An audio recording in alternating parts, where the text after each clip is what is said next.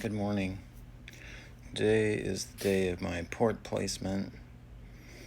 My left shoulder will never be the same.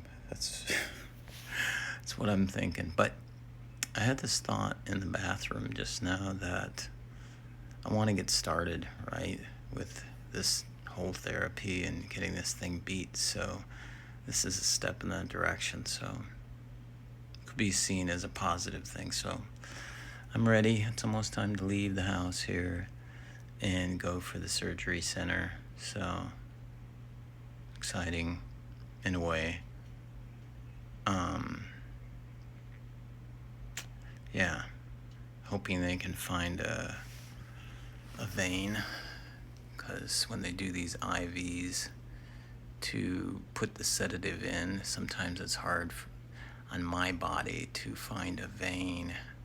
You ever have that? Yeah. So yeah, we'll see what happens, and I'll report back if I can. I'm holding this with my right arm, my right hand. I'm not sure how much this is going to work. They say you can't get this thing wet for 48 hours. Does that mean I can't take a bath for 48 hours? I'm not sure. But I'm going to abide by the rules and be a good boy and get this thing done. And as Rachel, my daughter, would say, Dad, of course everything's going to go well. It's going to go right. So here we go. Hey guys, I'm sorry I forgot to update you along the way. In most of the areas, I wasn't able to use a camera or anything. I can tell my voice is like weaker, and I guess that's because of everything and how it went. I can walk you through what happened, and maybe we can do that. So I got to the surgery place at 8:45. That's when they requested it, an hour before my surgery. And I'm telling you, we're in 2021 when I made this video, and tons of paperwork, lots of paperwork. So I guess that's never going to go away, right?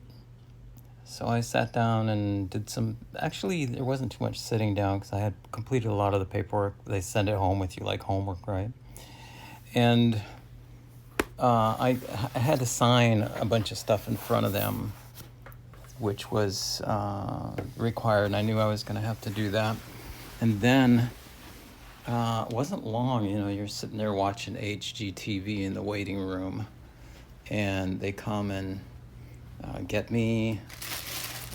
You take off your clothes, put them all in this bag. They give you a locker, and away you go into a bed, and they set you up to start an IV. And the interesting thing on this IV, which I've never had them do before, and let me know if you guys have ever had this done, is that they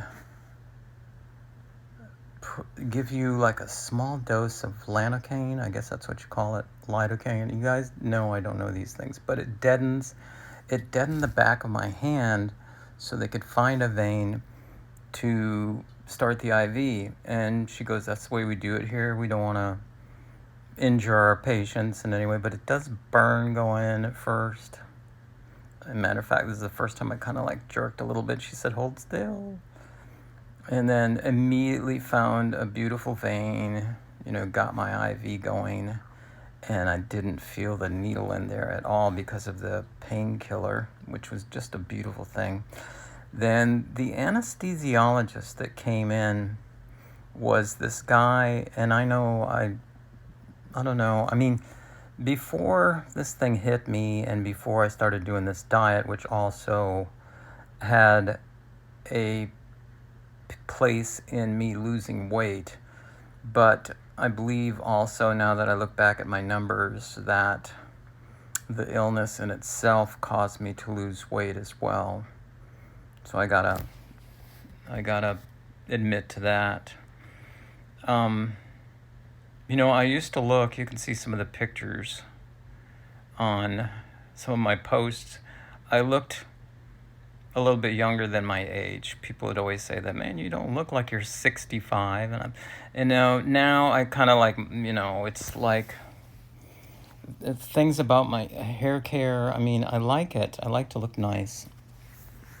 But I don't think it's like as important as some of the other things that have come up in my life, now that I know this whole ordeal with me was a reality check. I remember writing that down in my journal before I even had the diagnosis. I started feeling all this, and I started going to radiologists, and we were trying to find what's going on in my body. And I wrote the words, maybe this is a reality check, like, maybe it's time to wake up and really take each moment and cherish it and be grateful for it. And I started doing that. I used to have CNN, NBC, and MSNBC and Fox just sort of in the background, especially when stuff was happening, especially during the years when Trump was president, only because there always seemed to be some sort of fiasco going on, and I was curious about it. Plus, we were in the pandemic and COVID lockdown, and there wasn't much else to do. I watched all of the episodes of Breaking Bad, of Ozark, whatever the Ozark series was. All those series everybody tells you to watch. And then some others, like, started watching the Narcos again, and total waste of time. I wasted so much time during this pandemic when I could have been dedicating more and more of it to my business, to the point where right now it probably would have been generating stuff on its own overnight. And I regret that, and it's not something I can take back. But getting back to our point and the whole thing about the port placement and everything, it's like, this is like one more step in the totality of either getting back my health, or killing off this disease, or at least lending me more time. And I cherish each one of those options.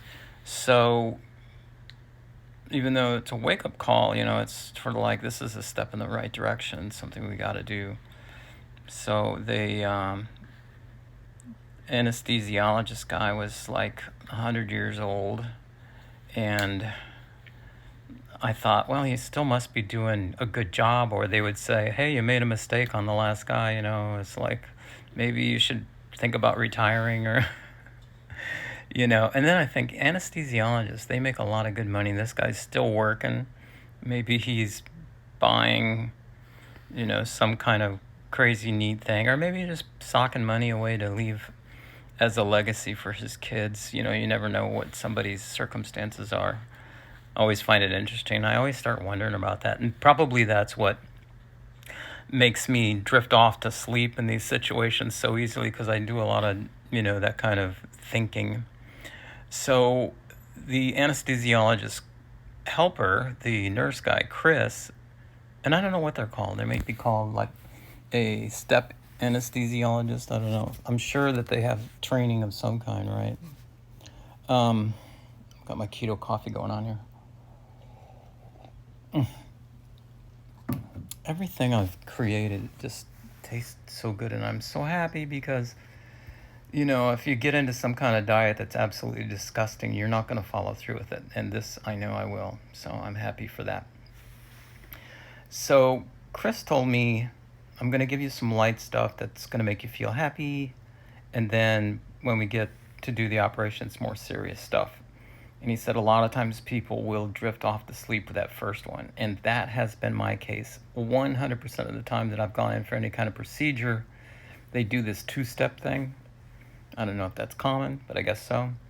And I always fall asleep on the first one. I'm either daydreaming about something and just go. So I wake up on a, do you call them gurneys? I guess hospital type thing that just fits you. That's why they have the rails on the side, because they're so freaking small. But they got limited space to work in these places. And I look at the clock and it says 10:40, and I'm going, my operation was scheduled for 9:45, and we got in there a little early. 10:40, are they still waiting to do this thing? Because it's over on this side, and I could not feel a thing, you know. I thought that for sure we had not even started yet. But that was not the truth. The truth is we were done. And what I wanted to do, even though like you're under a blanket at this time, right? I was trying to fight to get the sheets and everything off from the right arm that had a blood pressure cuff on it, to sneak it over there to my left shoulder and feel to see if anything had been done. But before I got it all the way out, a nurse shows up and she says, we're all set, we're all done. And that joy comes to my heart and my mind, that just exactly as I wanted it to be. I didn't feel a thing. It's as if I wasn't there, but it was. And happy Dave, right? Now, right now, I can tell that there's something going on there. I haven't even looked at this thing. This is the shirt that I wore into the place this morning. I don't want to look at this thing, right? I want to pass some time. It's healing. I can feel it. Immediately after having that done, I had to drive, or my daughter drove, because you're sedated, right? I guess there's a sheet around here that says I'm not supposed to drive for the next 24 hours. So we go over to this other medical building, which takes an x-ray to make sure that that guy's in place, and the surgeon gets results within, I don't know, 30 minutes or so, and he can tell that, you know, because it's hard to tell if you don't have an x-ray equipment as you're doing the surgery. They check later just to make sure, you know. So it's been working that way for quite some time, so I'm not going to kick the procedure they have. So happy with that. Drove with my pain prescription, which I'll show you what it is. Ouch. Now I can feel it just a little bit. This is what I got. Can you guys read what that says on there? Hydrocodone. Acetamin. Not sure why it's not focusing, but I'm using the V for Video app, and it doesn't do a good job at focusing most of the time. So anyway, those are the pain pills. They gave me like 10. My deal is, since I'm like not a guy that's gonna be taking pain pills unless I absolutely have to, I have ibuprofen I can be taking. So I'm gonna do that unless, you know, it's like a pain that I just can't get to sleep, or it's something that is bothering me during the day so much that it's irritating. So, because I mean, that's powerful stuff. And plus, I think it does a number on your body, you know, must stress your kidneys, your liver, you know, your organs. So why introduce that stuff? Even though I would probably enjoy the high that it gives me, right? Because this is that, you know, it's an opioid that is addictive in some way. Anyway, so they gave me that, but it took because now our CVS is around here, the CVS pharmacy. In Florida here, they're starting to do the COVID vaccines. So they are so backed up that we went to like 3 of them. On the third one, I left it there, and she said, you know, you'll get a text when it's ready. And it's one that's not too far from here. So just came back here to the house, made me one of my super keto coffees, enjoyed that, started working on food for the day. My beef hearts simmered in butter, and 2 strips of bacon cooked crisp. Was like heaven. So I've maxed out my protein for the day, which is fine with me. Don't want to eat anymore. And got plenty of, I'm like off the charts with my fat content, which is super fine as well. So really good here. All I'm going to do is start drinking my sparkling waters, and good to go, right? because at 6 p.m. tonight, I'm going to start a fast that leads into my PET scan, which happens on the 13th. Today is the 10th, so it's going to be another one of those almost 72-hour fasts, which is fine. What I want to do is show up for that PET scan with as much ammunition as I can to shrink these guys or make them go away or make them holler out in starvation. The surgeon today asked me when I start my chemotherapy, and I said, I don't know, they haven't given me a date. I do know on the 24th of this month, I go up to Tampa to visit Dr. Kim. Just got an email on that for a second opinion on the strategy of all this. This is, I guess, turning into more of an update type video, but yeah, the surgery on this guy. And another thing is, let me show you something. This is kind of cool. I haven't even looked at it yet. This thing comes, oh yeah, this is like so good to put on when you're sleeping in bed. I asked the nurse if I could have this thing because it's so good when you're texting in bed, you know, like lean your head back on that. Okay, it's this right here. Isn't this unusual? This is the operating manual for my port. It comes in a handy little bag. It's like something you get from China that says, you know, here's how to use your port. If you know, here's the instruction manual, the maintenance manual, and the whole works. You know, please don't take it back to the store. You know, call the 800 number. It's so cool. The Deal Vascular Access System. It's not really a port, right? It's called the Excella Power Injectable Port. Companion checklist. It has like a rubber band. Oh no, it's one of those silicone things that you can wear on your, see it there? That you can wear on your wrist that shows that you're a supporter of these guys, I guess. But I get a card too, which, does that mean I'm gonna buzz when I go through the meters at the airport, the things at the airport? Maybe, huh? And one for my keychain. Huh. Anyway, we'll see. I'm gonna read that information, but I thought it was interesting that this thing is like so modern and sophisticated that it comes with a user manual. I mean, a manual. I mean, that's pretty cool. Anyway, that's it for now. Hope you enjoyed this video. Please subscribe, because when you do and you hit the little bell, I mean, it'll advise you when the video is coming up, and we'll let you know immediately when I post something. If they're of interest to you, thank you very much. If not, you know, you could let me know in the description how I can make these more interesting for you. These videos actually are intended for people that are going through the same issues that I'm going through. It's sort of like a, this is what happened to me type of thing. It is in no way any kind of medical advice or anything like that. But at the same time, I want to let you know that this is, you know, how I went through it. The foods that I'm eating, the little recipes that I make up, and things that helped me go through this journey and made it easier for me, you know. And as I find things, I usually create some videos on them and, you know, just kind of explain them, because it's a lot of times it's easier to just watch a video and listen to somebody talking about it and, you know, go, wow, you know, that's interesting. I didn't know that would happen or could happen, or, you know, so, or what steps happen, you know. I had no idea, and this is all happening to me. Depends on what stage you're in. I know for everybody and every type of cancer, it's different, right?